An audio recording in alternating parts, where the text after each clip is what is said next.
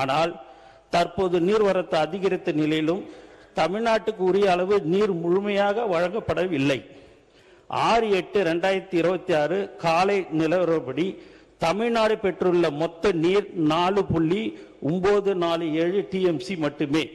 இறுதி தீர்ப்பின்படி கிடைக்க வேண்டிய அளவு 46.359 டிஎம்சி ஆகும். இதனால் 41.412 டிஎம்சி பற்றாக்குறை ஏற்பட்டுள்ளது. தற்போது கர்நாடகாவின் 4 முக்கிய அணைகளுக்கும் நீர்வரத்து கணிசமாக அதிகரித்துள்ளது. அதே நேரத்தில் மேட்டூர் அணைக்கும் நீர்வரத்து மேம்பட்டு வருகிறது.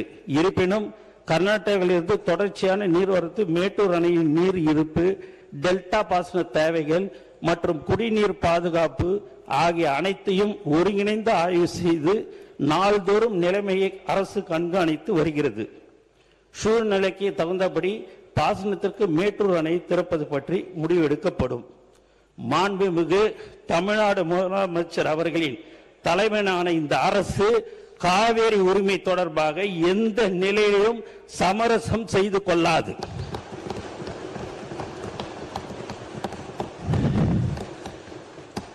சட்ட ரீதியாகவும் தொழில்நுட்ப ரீதியாகவும் நிர்வாக ரீதியாகவும் தேவையான அனைத்து நடவடிக்கைகளையும் இந்த அரசு தொடர்ந்து மேற்கொண்டு வருகிறது. டெல்டா விவசாயிகளின் நலன், குடிநீர் பாதுகாப்பு மற்றும் தமிழ்நாட்டின் சட்டப்பூர்வமான காவிரி உரிமை ஆகியவற்றை முழுமையாக பாதுகாப்பதில் இந்த அரசு உறுதியாக செயல்பட்டு வருகிறது. இனியும் அதே உறுதியுடன் செயல்படும் என்பதை இப்பேரவைக்கு தெரிவித்துக் கொள்கிறேன்.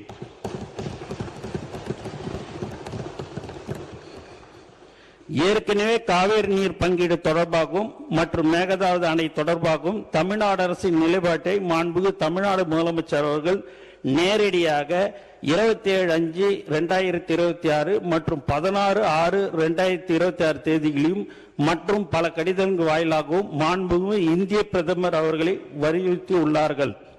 25/5/2026 அன்று உயர்மட்ட ஆலோசனை கூட்டம் நடத்தி மேகதாது திட்டத்தை தடுக்க அடுத்த கட்ட சட்ட நடவடிக்கைகள் குறித்து விரிவாக ஆலோசனை மேற்கொண்டார்.